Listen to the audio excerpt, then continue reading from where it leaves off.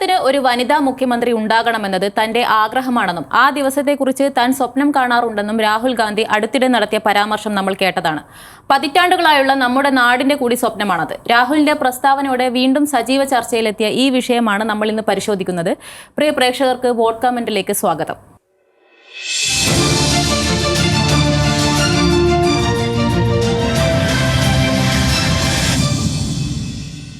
രാഹുൽ ഗാന്ധിയുടെ വനിതാ മുഖ്യമന്ത്രി സ്വപ്നം യാഥാർത്ഥ്യമാകുമോ എന്ന ചോദ്യം ന്യൂസ് മലയാളത്തിന്റെ വിവിധ സോഷ്യൽ മീഡിയ പ്ലാറ്റ്ഫോമുകളിൽ പങ്കുവച്ചിരുന്നു.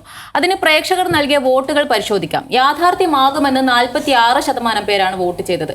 എന്നാൽ യാഥാർത്ഥ്യമാകില്ലെന്ന് 51% പേരും, അഭിപ്രായമില്ലെന്ന് 3% പേരുമാണ് വോട്ട് ചെയ്തത്. ഇനി പ്രേക്ഷകർ നൽകിയ കമന്റുകൾ പരിശോധിക്കാം. കമന്റിലേക്ക് പോകുന്നതിന് മുന്നേ വിന്നി, രാഹുൽ ഗാന്ധി ഇത് എങ്ങനെ പറഞ്ഞാണെന്നാ തോന്നുന്നത്? ഒരു ആവേശത്തിൽ പറഞ്ഞാണോ അല്ലെങ്കിൽ ആത്മാർത്ഥമായിട്ട് പറഞ്ഞാണോ, ഇനി ആഗ്രഹം പറഞ്ഞാണോ? അല്ല, ആത്മാർത്ഥത ഇല്ലാന്ന് പറയാൻ പറ്റില്ല. ആത്മാർത്ഥതയോടെയൊക്കെ തന്നെ പറഞ്ഞതായിരിക്കും. പക്ഷെ അതൊരു അടുത്ത കാലത്ത് നിന്നും നടക്കുന്ന ഒരു കാര്യമാണെന്ന് എനിക്ക് തോന്നില്ല. പ്രതീക്ഷിക്കാമോ എന്നുള്ളത് ഒരു ചോദ്യമാണ്. അതുപോലെ ഭാവിയിൽ അതെ, അതൊരു ആഗ്രഹമായിരിക്കും. അതെനിക്ക് തോന്നുന്നത് കേരളത്തിലെ ഒരു വിധം പുരോഗമന ചിന്താഗതിയുള്ള എല്ലാവരുടെയും ഒരു ആഗ്രഹമാണത്. പക്ഷെ അത് നോക്കുമ്പോൾ നമുക്ക് ഇപ്രാവശ്യത്തെ വനിതാ സ്ഥാനാർത്ഥികളുടെ ഒരു കണക്ക് കൂടി നോക്കേണ്ടി വരും. അങ്ങനെ നോക്കുകയാണെങ്കിൽ ഇപ്പം ഇത്തവണ രാഹുൽ ഗാന്ധിയുടെ ഈ ആഗ്രഹം പറഞ്ഞ രാഹുൽ ഗാന്ധിയുടെ കോൺഗ്രസ് തന്നെ 95 സീറ്റിൽ മത്സരിക്കുന്നുണ്ട്. അതിൽ വനിതാ സ്ഥാനാർത്ഥികളുടെ എണ്ണം 9 ആണ്. അപ്പം CPM കണക്ക് എടുക്കുകയാണെങ്കിൽ 86 സീറ്റുകളിൽ CPM മത്സരിക്കുന്നുണ്ട്. അതിനകത്ത് ആകെ 12 പേരാണ് വനിതാ സ്ഥാനാർത്ഥികളായിട്ടുള്ളത്. BJP ആണെങ്കിൽ 98 സീറ്റുകളിൽ മത്സരിക്കുന്നുണ്ട്. അവരുടെ ആണെങ്കിൽ സ്ഥാനാർത്ഥികളുള്ളത് ഈ പറഞ്ഞ പോലെ 15 മാത്രമാണ്. 3 മുന്നണികളും കൂടെ ആകെ മത്സരിപ്പിക്കുന്നത് 48 പേരെയാണ്. 48 വനിതാ സ്ഥാനാർത്ഥികളാണ് ഇത്തവണ ആകെ മത്സരിക്കുന്നത്. അപ്പൊ പിന്നെ അതിൽ നിന്നൊരു വനിതാ മുഖ്യമന്ത്രിയായിട്ട് വരിക എന്നുള്ളത് പോസിബിൾ ആണോ എന്നുള്ള കാര്യം ആലോചിക്കേണ്ടത്. അതെ, അത് രാഹുൽ ഗാന്ധിയുടെ ഒരു ആഗ്രഹമായിരിക്കും എന്നാണ് എനിക്ക് തോന്നുന്നത്. അത് മാത്രമല്ല, നമുക്ക് വന്ന കമന്റുകളിൽ ചിലർ വനിതാ മുഖ്യമന്ത്രിയായിട്ട് വരണമെന്ന് പറയുന്നത് ഇപ്പം ഇടതു മുന്നണി എന്നാണെങ്കിൽ അത് നമ്മൾ നിരന്തരം കേട്ടിട്ടുള്ള ഒരു പേരാണ് KK ശൈലജ. പിന്നെ കോൺഗ്രസിന്റെ UDF ഇതാണെങ്കിൽ ബിന്ദു കൃഷ്ണ എന്നൊക്കെ പറയുന്ന തരത്തിലുള്ള കമന്റുകൾ വന്നിട്ടുണ്ട്. അതുപോലെ ഫാത്തിമ തൈലികളുടെ പേരിൽ അങ്ങനെ കമന്റുകൾ വന്നിട്ടുണ്ട്. അത് പക്ഷേ അതൊരു നല്ല ഉദ്ദേശത്തിലുള്ള കമന്റുകളൊന്നും അല്ലാതെ അതൊരു പരിഹാസ രൂപേണ. അതെ, പക്ഷെ അങ്ങനെ കളിയാക്കേണ്ട കാര്യമൊന്നുമില്ല. ആളൊന്നുമല്ല ഫാത്തിമ തൈല എന്ന് പറയുന്നത്. ഇപ്പൊ മുസ്ലിം ലീഗ് അങ്ങനെ വെറുതെ ഒരാളെ കൊണ്ടുപോയിട്ട് പേരാമ്പ്രയിൽ അങ്ങനെ മത്സരിപ്പിക്കാം എന്നുള്ളൊരു തീരുമാനമൊന്നും എടുക്കില്ലല്ലോ. അപ്പൊ അതുകൊണ്ട് തന്നെ ഭാവിയിൽ വളർന്നു വരാൻ സാധ്യതയുള്ള അല്ലെങ്കിൽ ഭാവിയിൽ എത്താൻ സാധ്യതയുള്ള ഒരാൾ തന്നെയാണ്, തള്ളിക്കളയാൻ പറ്റാത്ത ആളൊന്നും. അങ്ങനെ ആ ഒരാൾ തന്നെയാണ് എനിക്ക് തോന്നുന്നത് ഫാത്തിമ തൈല എന്ന് പറയുന്നത്. അപ്പം അതിന്റെ കൂടെ വേറൊരു കമന്റ് ഉള്ളത് റിയ സാജിദ പറയുന്നുണ്ട്, നിങ്ങളും കോൺഗ്രസിനോട് ചേർന്ന് ജനങ്ങളെ കളിയാക്കുവാണോ എന്ന് ചോദിക്കുന്നുണ്ട്. ഇപ്പം എനിക്ക് തോന്നുന്നു ഈ വനിതാ സ്ഥാനാർത്ഥികളുടെയൊക്കെ ഒരു എണ്ണം പറയുമ്പം എന്തിനാണ് അതിന് കളിയാക്കാനായിട്ടും വെറുതെ ഒരു ആഗ്രഹമായിട്ടൊക്കെ കാണുന്നത് എന്തിനാണ്? അത് എനിക്ക് തോന്നുന്നത് ഈ വനിതാ സ്ഥാനാർത്ഥികളുടെ ഒക്കെ നമ്പർ കാണുമ്പോൾ തന്നെ ആളുകൾക്ക് അങ്ങനെ ഒരു. അത് മാത്രമല്ല, ഈ തെരഞ്ഞെടുപ്പിലെന്നല്ല അടുത്ത തെരഞ്ഞെടുപ്പിലായാലും ഒരു വനിതാ മുഖ്യമന്ത്രി വരില്ല എന്ന് ഉറപ്പിച്ച തരത്തിലുള്ള. അതെ, അതൊരു കളിയാക്കലായിട്ട് തോന്നുന്നു. ഇതിനോട് ചേർന്ന് 1-2 കമന്റും കൂടി ഉണ്ട് കേട്ടോ. അതിൽ ഷമീർ പറയുന്നത്, കഴിവുള്ള ഒരു വനിത അവരുടെ കൂട്ടത്തിലില്ല, ഉള്ളവർ അവർ വളർത്തുകയില്ല. അതിന് ഉദാഹരണമായിട്ട് പറയുന്നത് ദീപ്തി മേരി വർഗീസിന്റെ പേരാണ്. ഏറെ ചർച്ചയിലുണ്ടായിരുന്ന പേരാണല്ലോ. PVN രവീന്ദ്രൻ പറയുന്നത് രാഹുലിന്റെ മനസ്സിൽ പെങ്ങളാണ് എന്നാണ്. അതിനൊരു സാധ്യതയില്ല. പിന്നെ നേരിയ സാധ്യത പേരാവൂരിൽ സണ്ണി ജോസഫിനെ പരാജയപ്പെടുത്തി ശൈലജ ടീച്ചർ ജയിപ്പിക്കലാണ്. രാഹുൽജിയുടെ ആഗ്രഹം സാധിച്ചു കൊടുക്കാൻ UDF പ്രവർത്തകർ അതിനായി പരിശ്രമിക്കണമെന്നാണ് എൻ്റെ ഒരു എന്നാണ് പുള്ളി പറയുന്നത്. അല്ല, നമ്മളിപ്പം ഇതിന്റെ കണക്കൊക്കെ വിന്നി തന്നെ സ്ഥാനാർത്ഥികളുടെ കണക്കിനെ പറ്റിയൊക്കെ പറയുന്നുണ്ട്. പക്ഷെ നമ്മളെടുത്ത് നോക്കൂ, എത്ര വിജയസാധ്യതയുള്ള മണ്ഡലങ്ങളിൽ സ്ത്രീകൾ നിൽക്കുന്നുണ്ട് എന്നുള്ളത്. അല്ല, എല്ലാ വനിതാ സ്ഥാനാർത്ഥികളെല്ലാം ഒരു നല്ല ശക്തരായ സ്ഥാനാർത്ഥികളാണ്. വളരെ ശക്തമായ മണ്ഡലങ്ങളും ശക്തമായ മത്സരങ്ങളും തന്നെയാണ് നടക്കുക. അതിൽ നമ്മൾ നോക്കുകയാണെങ്കിൽ പേരാവൂരായിരുന്നു ഇപ്പം KK ശൈലജ മത്സരിക്കുന്ന. എന്താണെന്ന് പറഞ്ഞാൽ വിജയസാധ്യത കണക്കിലെടുക്കാതെയാണ് KK ശൈലജ അടക്കമുള്ള സ്ഥാനാർത്ഥികളെ നിർത്തിയത് എന്നുള്ളത് വലിയൊരു ആക്ഷേപമായിട്ട് അല്ലെങ്കിൽ ഒരു വിമർശനമായിട്ട് അവിടെ ഉണ്ട്. അപ്പം അങ്ങനെ തന്നെയാണല്ലോ പേരാവൂർ മണ്ഡലം നോക്കുകയാണെങ്കിൽ 10-15 വർഷമായി UDF കയ്യിലുള്ള ഒരു മണ്ഡലമാണ്.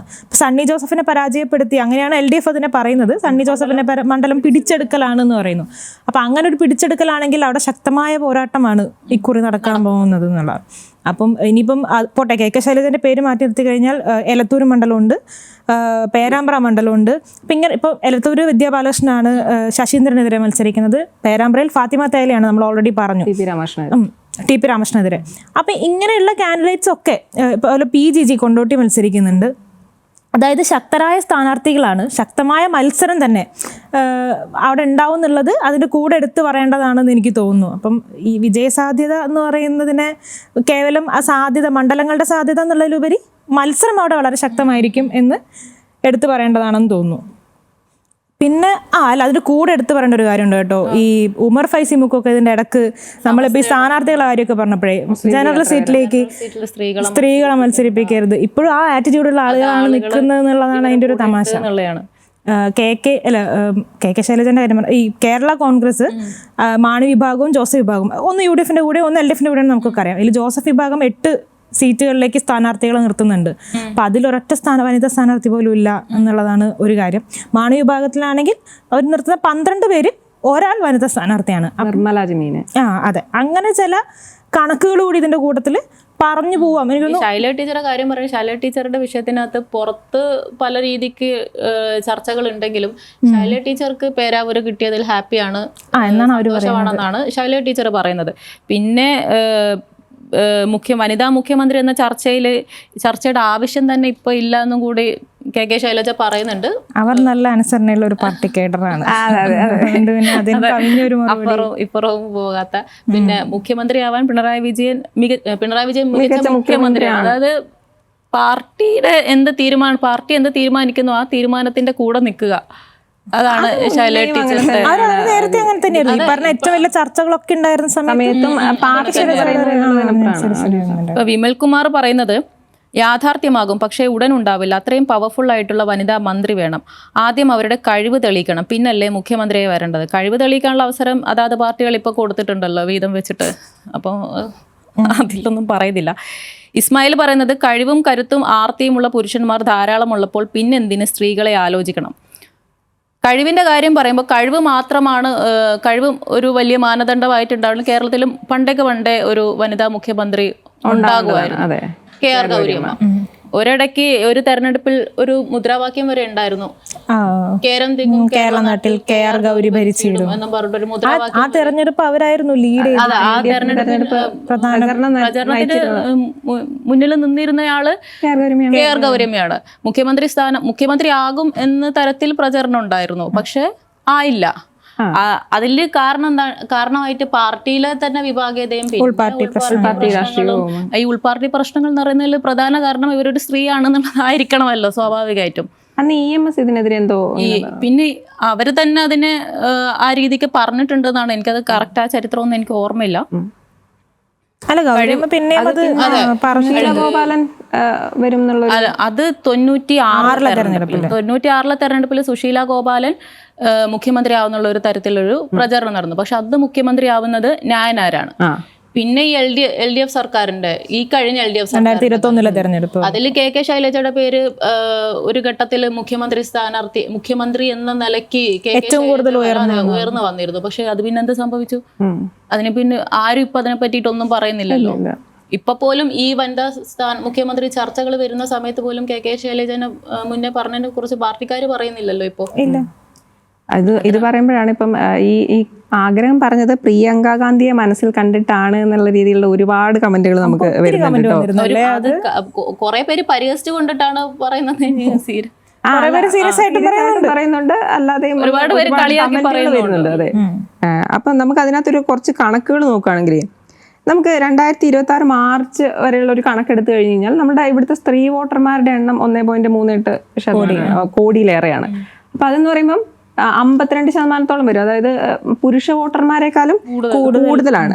പക്ഷേ അങ്ങനെ നോക്കുമ്പോൾ നമ്മളുടെ വനിതാ പ്രാതിനിധ്യം നിയമസഭയിൽ എത്ര ഉണ്ട് എന്നുള്ളതും കൂടി നമ്മൾ നോക്കേണ്ടതാണ്. ഇപ്പോൾ ഒരു 1957 മുതൽ 2021 വരെയുള്ള കേരള നിയമസഭയിലെ അംഗങ്ങളായിട്ടുള്ളത് ആകെ 100 പേരാണ്.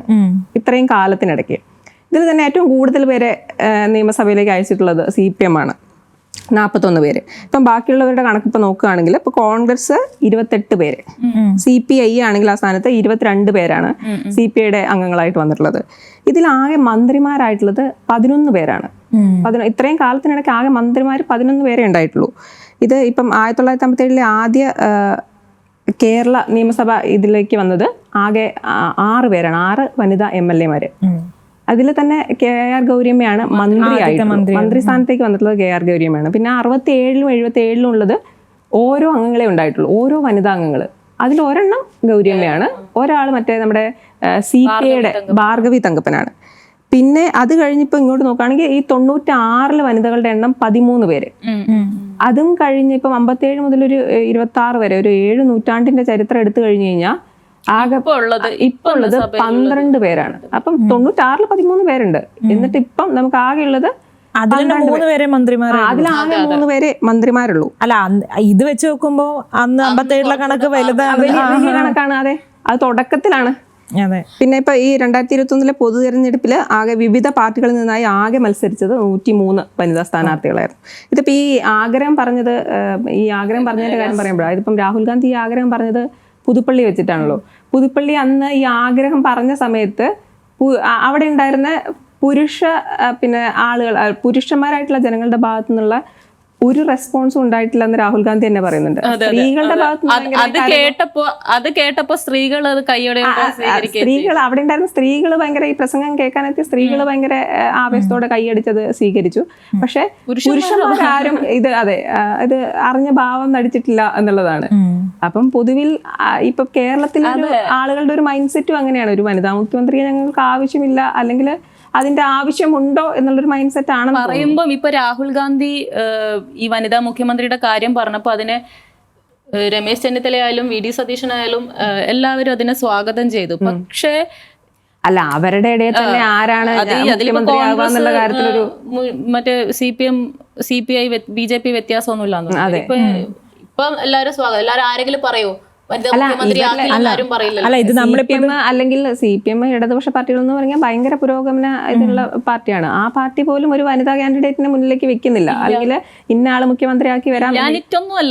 അത് കേരളം പോലെ ഒരു സംസ്ഥാനത്ത്, കേരളം ഈ പറഞ്ഞു നോക്കുക, ആലോചിച്ച് നോക്ക്, ഭയങ്കര എല്ലാ രീതിയിലും സ്ത്രീ സുരക്ഷയിലും ബാക്കി സ്ത്രീകൾക്ക് നൽകുന്ന എല്ലാ കാര്യങ്ങളിലും മുൻപതിൽ നിൽക്കുന്ന സംസ്ഥാനം എന്നാണ് പറയുന്നത്.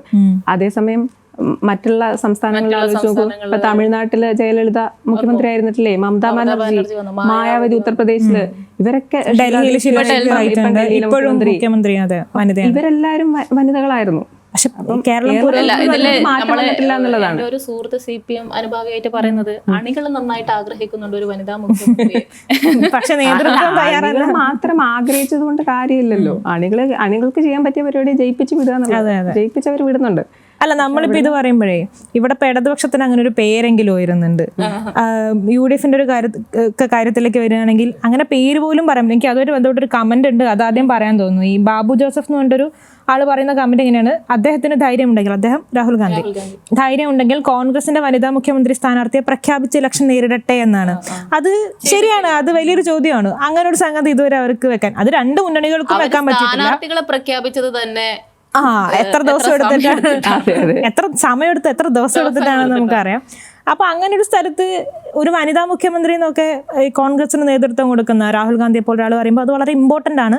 പക്ഷെ അത് സാധ്യമാവും എന്നുള്ളതാണ്. അപ്പം നമ്മൾ നോക്കുകയാണെങ്കിൽ ലോക്സഭയിലും രാജ്യസഭയിൽ കേരളത്തിൽ നിന്നുള്ള വനിതാ പ്രാതിനിധ്യം എത്രയാണ്? ഓരോന്ന് വീതമാണ്.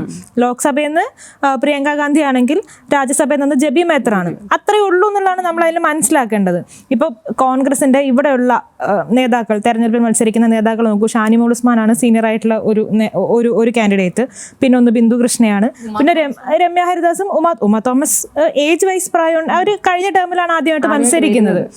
പിന്നെ രമ്യ ഹരിദാസ് സ്വാഭാവികമായി ഉയർന്നു വരുന്നൊരു നേതാവാണ്. പിന്നെ ഐഷ പോറ്റി ഉണ്ട്. ഐഷ പോറ്റിക്ക് പക്ഷെ ആ തരത്തിലുള്ള പ്രാധാന്യം UDF കൊടുക്കുമോ എന്നുള്ളത് സംശയമാണ്. ഐഷ പോറ്റിക്ക് പ്രാധാന്യം കൊടുക്കുള്ളൂ. ഈ നേരത്തെ പറഞ്ഞ ഷാനിമോൾ ഉസ്മാൻ അവർക്ക് പോലും കിട്ടുന്നില്ല. എത്ര കാലമായി ഷാനിമോൾ ഉസ്മാൻ ഒക്കെ നിൽക്കുന്നു. ഈ പിന്നെ UDFന്റെ മുഖ്യമന്ത്രി ആരാകുന്നുള്ള ചർച്ചക്കകത്ത് ഇപ്പൊ തന്നെ 3 പേരുകൾ ഇപ്പൊ തന്നെ ഉണ്ട്, അതിൽ കൂടുതൽ പേരുകൾ വരുന്നുണ്ട്. കേട്ടിട്ടുണ്ട് അത്ര. അത് അപ്പോൾ സ്വാഭാവികമായിട്ടും അതിൻ്റെ ഇടയ്ക്ക് ഇനി ഒരു സ്ത്രീയുടെ പേരും കൂടി എങ്ങനെ വരും? ഇല്ല, അതിനൊരു സാധ്യതയില്ല. നമ്മൾ നേരത്തെ പറഞ്ഞ പോലെയാണ്, ആഗ്രഹിക്കാം പക്ഷെ പ്രതീക്ഷിക്കരുത് എന്നുള്ളതാണെന്ന് തോന്നുന്നു അതിൽ പറയാൻ പറ്റുന്നൊരു കാര്യം. പിന്നെ ഇതിൻ്റെ ഇടയ്ക്ക് പറയുന്ന സമയത്ത് PK ശ്രീമതിൻ്റെ ഇടയ്ക്ക് ഒരു കാര്യം ഇന്നലെയാണെന്ന് തോന്നുന്നു, ഞാൻ പത്രത്തിൽ അവരുടെ ഒരു ഇൻ്റർവ്യൂ വായിച്ച സമയത്ത് അവർ പറയുന്നുണ്ടായിരുന്നു, ഈ 140 മണ്ഡലങ്ങളിൽ, കേരളത്തിലെ 140 നിയമസഭാ മണ്ഡലങ്ങളിൽ 10% പോലും സ്ത്രീ പ്രാതിനിധ്യം ഇല്ല ഇപ്പോൾ സ്ഥാനാർത്ഥി നിർണയത്തിലൊക്കെ ആണെങ്കിലും. അപ്പം അതൊക്കെ പരിഹരിക്കപ്പെടേണ്ടതാണ്. അതുപോലെ LDF ഇത്തവണ അധികാരത്തിൽ വന്നു കഴിഞ്ഞാൽ ഒരു വനിതയെ മുഖ്യമന്ത്രിയാക്കുന്നതിൽ അവർ പാർട്ടി ഗൗരവമായി അതിനെ കാണും എന്നൊക്കെ പറയുന്നുണ്ട്. പക്ഷേ PK ശ്രീമതിയാണ് അത് പറയുന്നത്. പക്ഷെ നോക്കൂ, 10 വർഷമായി അധികാരത്തിലിരിക്കുന്ന ആളുകളാണ് PK ശ്രീമതി. പക്ഷെ അവർക്ക് ഇത്രയും കാലമായിട്ട് അങ്ങനെ ഒരു സംഗതി മുന്നോട്ട് വെക്കാൻ സാധിച്ചിട്ടില്ല എന്നുള്ളൊരു യാഥാർത്ഥ്യം. അവർ പറയുന്നത് കറക്റ്റാണ്, ശരിയാണ്. തദ്ദേശ തെരഞ്ഞെടുപ്പിൽ പോലും നോക്കുകയാണെങ്കിൽ വളരെ ഈക്വലായിട്ട് ഈ പറയുന്ന രീതിയിൽ എനിക്ക് തോന്നുന്നു ഇപ്രാവശ്യം 52% വനിതകൾ തദ്ദേശ തെരഞ്ഞെടുപ്പിൽ സ്ഥാനാർത്ഥികളായിരുന്നു. വനിതാ മുഖ്യമന്ത്രി സ്ഥാനാർത്ഥികളുടെ നല്ല വനിതാ സ്ഥാനാർത്ഥികളെ വെക്കുന്നതിന് തന്നെ സംവരണം വരെ കാത്തിരിക്കേണ്ട കാര്യമുണ്ടോ? സംവരണം അല്ലാതെ തന്നെ ഈ പറയുന്ന പാർട്ടികൾക്കൊന്നും വനിതാ നേതാക്കൾ ഇല്ലാഞ്ഞിട്ടാണോ? അല്ല, ഇതിപ്പം നേരത്തെ ഈ 33% സംവരണം അത് പ്രാബല്യത്തിൽ, ഇതിപ്പം മണ്ഡല പുനർനിർണ്ണയമൊക്കെ കഴിഞ്ഞിട്ടേ പ്രാബല്യത്തിൽ വരുള്ളൂ. പക്ഷെ ഈ പ്രാബല്യത്തിൽ വരുന്നവരെ ഇവരെന്തിനാണ് കാത്തിരിക്കുന്നതെന്നാണ്. അതുവരെ ഈ അപ്പം അതുവരെ വനിതാ സ്ഥാനാർത്ഥികൾ ഇല്ലാതിരിക്കുകയും വനിതാ നേതാക്കന്മാർ ഇവർക്ക് ഇല്ലാഞ്ഞിട്ടാണോ? എന്താണ് ഇവര്? അല്ല, അങ്ങനെയാണെങ്കിൽ നമുക്ക് തദ്ദേശ തെരഞ്ഞെടുപ്പിൽ ഇവർക്ക് മത്സരിക്കാൻ ആളുണ്ടാവില്ല. തദ്ദേശ തെരഞ്ഞെടുപ്പിൽ 50% എന്നുള്ളത് സംവരണം അപ്പം അവിടെ ആളുണ്ടാവുന്ന കമന്റുകളിൽ പറയുന്നത് നേതാക്കന്മാരില്ല, വനിതാ നേതാക്കന്മാരില്ല എന്ന് ചില കമന്റുകൾ കണ്ടു. അപ്പൊ ഈ നേതാക്കന്മാർ ചർച്ചയിൽ നമ്മൾ പറഞ്ഞിട്ടുണ്ട്, നമ്മൾ ഈ നേതാക്കന്മാർ എങ്ങനെയാണ് ഉണ്ടാകുന്നത്, അവരാരാണ് കൊണ്ടുവരേണ്ടത്. അപ്പൊ നേതാക്കന്മാരില്ലെങ്കിൽ അതിന്റെ മുന്നണികൾക്കാണല്ലോ. അതായത് നമ്മൾ മുന്നേയും ഈ കാര്യം പറഞ്ഞിട്ടുണ്ടായിരുന്നു. ഇതിനിടയില് രാഹുൽ ഗാന്ധിയുടെ പരാമർശം വന്നപ്പോ നടി ഖുഷ്ബു, അവര് BJPയുടെ കൂടെ നേതാവാണല്ലോ, അവരിവിടെ കേരളത്തിൽ പ്രചരണത്തിന് വന്നിട്ടുണ്ടായിരുന്നു. അപ്പൊ അവര് ഈ പരാമർശത്തെ ചോദിച്ചപ്പോൾ അവരുടെ പ്രതികരണം എന്ന് പറഞ്ഞത് തെരഞ്ഞെടുപ്പിന് മുന്നോടിയായിട്ടുള്ള തട്ടിപ്പ് മാത്രമാണെന്നാണ് അവർ പറയുന്നത്.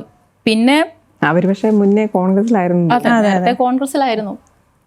അല്ലെ, ഇപ്പം തമിഴ്നാട്ടിലെ BJPയുടെ നേതാവാണ്. വലിയ നേതാവാണ്. അതെ, വലിയ നേതാവാണ്. അപ്പൊ അവര് പറയുന്നത് കേരളത്തിൽ ശക്തരായ സ്ഥാനാർത്ഥികളെ നിർത്തിയത് BJP കൂടെ പറയുന്നുണ്ട്. അല്ല, നമ്മളിപ്പോ ഇത്രയും സംസാരിച്ച സമയത്തും NDAന്റെ കാര്യം പറയാതിരുന്നത് ഓൾറെഡി അധികാരത്തിൽ വരാൻ സാധ്യതയില്ല എന്ന് നമുക്ക് അറിയാവുന്നതുകൊണ്ടാണ്. ഇപ്പം തെരഞ്ഞെടുപ്പിന്റെ ഫലം വരുന്ന സമയത്ത് പറയാൻ പറ്റില്ല. പക്ഷേ അല്ല, ഞാൻ പറയുന്നത് അവർ സീറ്റ് പിടിക്കില്ല എന്നല്ല, അങ്ങനെ ഒരു സാധ്യതയൊക്കെ മുന്നിലുണ്ട്. പക്ഷെ ഇത്തവണ അധികാരം പിടിക്കുമെന്നുള്ള കാര്യത്തിൽ പറയാൻ പറ്റില്ല. എനിക്ക് തോന്നുന്നു NDA അങ്ങനെ അധികാരത്തിൽ വരുന്നൊക്കെ അവർക്ക് ഉറപ്പിച്ച് പറയാൻ പറ്റുന്ന ഒരു ഘട്ടത്തില് അവർക്ക് മുന്നോട്ട് വെക്കാൻ പറ്റിയ ഒരു നല്ല സ്ഥാനാർത്ഥി എന്നുള്ളത് ശോഭാ സുരേന്ദ്രൻ. നല്ല സ്ഥാനാർത്ഥിയാണ്, വളരെ ശക്തയായ സ്ഥാനാർത്ഥിയാണ് ശോഭാ സുരേന്ദ്രൻ. സാധ്യത പറയുന്ന ഒരു സ്ഥാനാർത്ഥി കൂടെയല്ലേ ശോഭാ സുരേന്ദ്രൻ. നിസ്സാരമാക്കിയിട്ട് കാണേണ്ട. അതുകൊണ്ടാണല്ലോ അവരെ പാലക്കാട് നിർത്തിയേക്കുന്നത്. പിന്നെ പക്ഷെ BJPയിൽ അത് കഴിഞ്ഞാൽ ഖുഷ്ബു പറയുന്ന കണക്കാണെങ്കിൽ BJPയിൽ പിന്നെ ശോഭാ സുരേന്ദ്രൻ കഴിഞ്ഞാൽ പിന്നെ ഒരു വനിതാ നേതാവ് ആരാണുള്ളത്? ഇല്ല ആരുമില്ലല്ലേ? പെട്ടെന്ന് ഓർമ്മയിൽ വരുന്ന ആരുമില്ല. അല്ല, ഈ വനിത ഈ പറഞ്ഞ പോലെ കുറെ 2020 കുറെ അവരൊക്കെ എത്ര കാലത്താണ് അവർക്ക് അങ്ങനെ ഒരു രാഷ്ട്രീയ പാരമ്പര്യമോ അങ്ങനെ പ്രത്യേകിച്ചുള്ളൊരു അവകാശപ്പെടാനുള്ള ആളുകളല്ല. ഇനി ഇതിന് ശേഷം അവർ പയറ്റി തെളിഞ്ഞാൽ അത് നമുക്ക് ആ പറയുന്ന സാധ്യതയിലേക്ക് കൊണ്ടുവരാം എന്നേ ഉള്ളൂ. പിന്നെ എന്തായിരിക്കും ഇവര് ഇങ്ങനെ പറഞ്ഞത്? അത് നമുക്ക് കൂടുതൽ പിന്നീട് വിശദമായി ചർച്ച ചെയ്യേണ്ടിയിരിക്കുന്നു. ഈ വനിതകളുടെ അങ്ങനെ ഒരു സംഗതി ഉണ്ട്. ഇപ്പൊ സംവരണത്തിന്റെ കാര്യം നമ്മൾ പറഞ്ഞ സമയത്തും അത് ഈ ഈക്വലായിട്ടൊക്കെ എന്താ പറയാ, സ്ത്രീകളെ പ്രാതിനിധ്യം കൊണ്ടുവരുന്നത് നിയമസഭയിലേക്കും അതുപോലെ ലോക്സഭയിലേക്കൊക്കെ കൊണ്ടുവരുന്നതിലൊരു ബില്ല് വരുന്നുണ്ട്. പക്ഷെ അതിനിപ്പോ എങ്ങനെയായിരിക്കും എന്നുള്ളത് എനിക്ക് തോന്നുന്നു 2029 പൊതു തെരഞ്ഞെടുപ്പൊക്കെ വരുമ്പോഴത്തേക്കും ഇത് പ്രാബല്യത്തിൽ വരികയാണെങ്കിൽ സ്വാഭാവികമായും ആ സമയത്തേക്ക് ഇത് റിഫ്ലക്ട് ചെയ്യും എന്നാണ് എനിക്ക് തോന്നുന്നത്. അല്ല, ഞാൻ പറയുന്നത് വിഷയം കൂടെ അടുത്ത വെക്കാൻ തോന്നി. സംവരണം വരെ കാത്തിരിക്കണോ? സംവരണം വരാൻ കാത്തിരിക്കണോ? അല്ല, ഞാൻ പറഞ്ഞ സംവരണം വരാൻ കാത്തിരിക്കണോ നമ്മൾ കുറെ കാലമായി ചോദിക്കുന്നുണ്ട്, എന്നിട്ടോ നടക്കുന്നില്ല. ഇനി സംവരണം വന്നിട്ടെങ്കിലും സ്ത്രീകൾ വരട്ടെ എന്നുള്ളതാണ് ഞാൻ ആലോചിക്കുന്നത്. അതെ. അപ്പൊ എനിക്ക് തോന്നുന്നത് നമുക്കൊരു കമന്റും കൂടെ വായിച്ചിട്ട് അവസാനിപ്പിക്കാന്ന്. അതെ. അപ്പോൾ K. ജോർജ് സ്റ്റീഫൻസൺ പറയുന്നുണ്ട്, സതീശൻ, രമേശ്, സണ്ണി, വേണുഗോപാൽ, സുധാകരൻ എന്നിവർ ആത്മഹത്യ ചെയ്യില്ലെന്ന് കൂടെ ഉറപ്പുവരുത്തണമെന്ന് പറയുന്നുണ്ട്. ഇങ്ങനൊരു സ്ത്രീ മുഖ്യമന്ത്രി എങ്കിലും ഒരു പക്ഷേ നടന്നേക്കാം. ഇപ്പോഴല്ല, അനധി വിദൂര ഭാവിയിൽ എന്ന് പറയുന്നുണ്ട്. എന്തെങ്കിലും കാലത്ത് അങ്ങനെ ഒരു കാര്യം നടന്നേക്കാം. ഇവരെല്ലാം മാറി നിൽക്കണം എന്നുള്ളതാണ്. ഇവരെല്ലാരും അനുവദിക്കണം എന്നാൽ അതെ, അല്ല ഇവരെല്ലാരും നിലവിൽ കച്ച കെട്ടി. ഇപ്പൊ രമേശ് ചെന്നിത്തലയാണെങ്കിലും യാഥാർത്ഥ്യമാക്കാൻ കേരളത്തിലെ UDF നേതാക്കന്മാർ എന്നാണ് കമന്റ് കൊണ്ട് ഉദ്ദേശിക്കുന്നത് തോന്നുന്നു. അവസാനിപ്പിക്കാൻ തോന്നുന്നു. അവസാനിപ്പിക്കാം. വനിതാ മുഖ്യമന്ത്രി സ്വപ്നം യാഥാർത്ഥ്യമാകില്ലെന്ന ബഹുഭൂരിപക്ഷം പ്രേക്ഷകർ നൽകിയ വോട്ടുകൾ നിരാശപ്പെടുത്തുന്നതാണ്. പ്രേക്ഷകരെ കുറ്റപ്പെടുത്താനല്ല ഇങ്ങനെ പറഞ്ഞത്. നിലനിൽക്കുന്ന സാമൂഹ്യ രാഷ്ട്രീയ പ്രശ്നങ്ങളെ അഭിമുഖീകരിക്കേണ്ടതുണ്ടെന്നും അത് മറികടക്കാനുള്ള തിരുത്തലുകൾ വേണമെന്നുമാണ് പ്രേക്ഷകർ വോട്ടിലൂടെയും കമന്റിലൂടെയും ചൂണ്ടിക്കാട്ടുന്നത്. വനിതാ മുഖ്യമന്ത്രിയെക്കുറിച്ചുള്ള തന്റെ പരാമർശം സ്ത്രീകൾ ആവേശത്തോടെ സ്വീകരിച്ചെങ്കിലും പുരുഷ പ്രവർത്തകർ വേണ്ടത്ര കൈയടിച്ചില്ലെന്ന് രാഹുൽ ഗാന്ധി തമാശ രൂപേണയാണെങ്കിലും ചൂണ്ടിക്കാട്ടിയിരുന്നു.